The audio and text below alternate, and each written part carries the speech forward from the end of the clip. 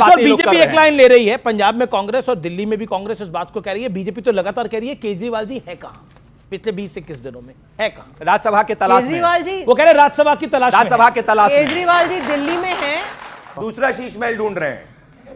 आप लोगों को ज्यादा पता बोलिए, होगा। बोलिए, उनको भी बोलने केजरीवाल दीजिए। जी वही दिल्ली बोल में रही है हैं। तब से। भारतीय जनता पार्टी ने जो वादे किए हैं दिल्ली की जनता के लिए, अगले 5 साल हमारा यही धर्म है कि भारतीय जनता पार्टी को आईना दिखाते रहें, उनको उनके वादे का याद दिलाते रहें। और मैं आशा राज्यसभा तो नहीं जाने वाले। अमीश भाई आशा करती हूं कि जैसा इन्होंने कहा था होली पे सिलेंडर फ्री मिलेगा, होली आने वाली है, आशा करती हूँ कि दिल्ली के हर नागरिक को फ्री सिलेंडर मिलेगा। मैं वेट कर रही हूँ 2500 कब मेरे अकाउंट में आएंगे और दिल्ली की सारी महिलाएं आपको क्या चाहिए 2500 कब आएंगे? आपको क्या चाहिए 2500?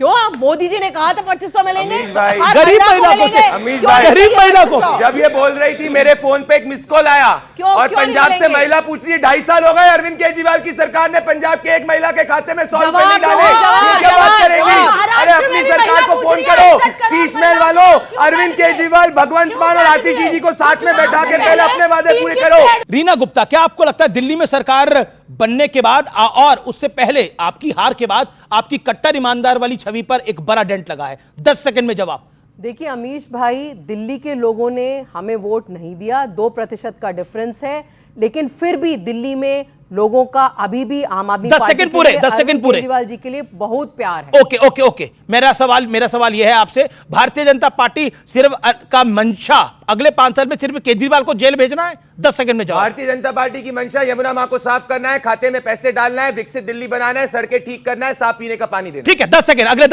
10 सेकंड यह है, क्या शीश महल ने लुटिया डुबोई? 10 सेकंड में जवाब। अमीश भाई देखिए, दिल्ली के लोग जो थे वो जितना एक्सपेक्ट कर रहे थे कि हम जितना काम करेंगे, शीश महल पे सवाल है। एलजी महोदय की दखलंदाजी की वजह से हम उतना काम नहीं कर पाए, लोगों को जो एक्सपेक्टेशन थी उनको मीट नहीं कर पाए, इसलिए वोट नहीं दिया। ठीक है, शीश महल का क्या होगा?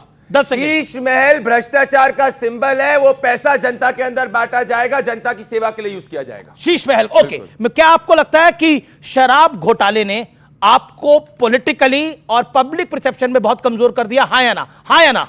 नो नो आपको लगता है शराब घोटाला, क्या आपको लगता है कांग्रेस की देन है भारतीय जनता पार्टी को, क्योंकि कांग्रेस ने प्रेस कॉन्फ्रेंस करी थी पहले?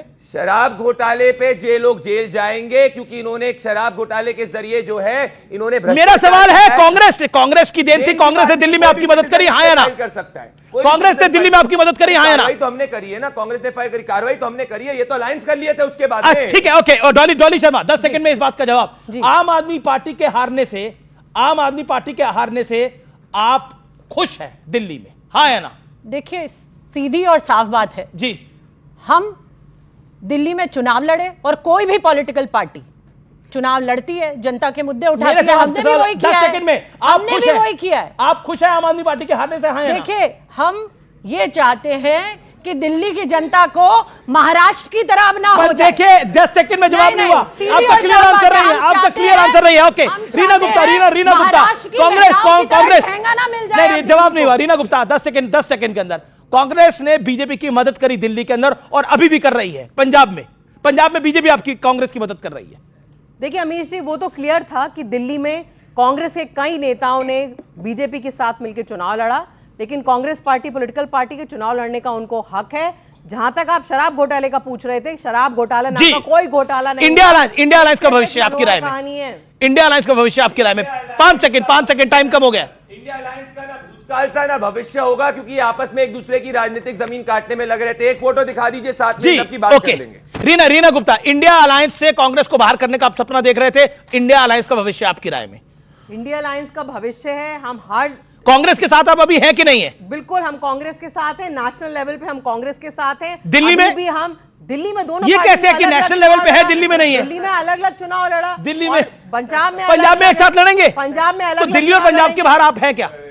नहीं, लेकिन नेशनल लेवल पे तो सबने मिलकर चुनाव लड़ा। ओके, प्रदीप भंडारी, देखिए एक बात तो जनता के भी दिमाग में आ गई होगी, शराब पीना भी हानिकारक है और अगर सरकार में हो तब भी शराब बहुत हानिकारक है। ओके, अच्छा, ये पोस्टर लाने की क्या आवश्यकता है?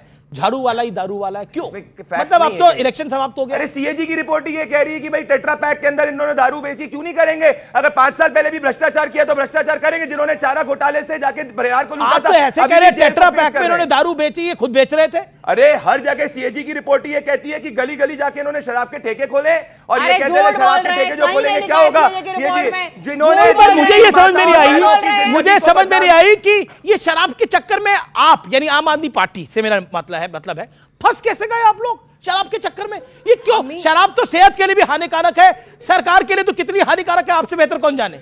अमित जी, तो आप क्या कहते हैं? तो दिल्ली को ड्राई स्टेट बना देना चाहिए जैसे गुजरात को उन्होंने अरे बनाया है, भ्रष्टाचार और तो हर मत करो। साल वहां पे भ्रष्टाचार करो, लाखों थोड़ी लोगों दारू की बेचने मौत में। होती है।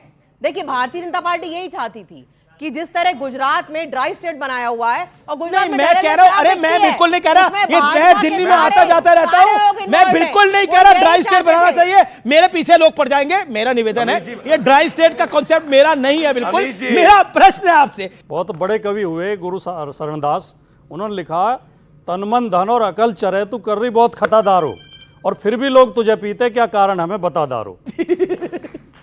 चलिए, हमने ये तो सुना था कि दवा दारू की आवश्यकता है, लेकिन यहां तो मतलब जिसे कहें कि जेल कराए मधुशाला, सरकार गिराए मधुशाला, और भी कान मधुशाला क्या क्या कराए वो मैं बताना नहीं चाहता। ओके, बताइए रीना जी। आप सीएजी की रिपोर्ट पढ़िए।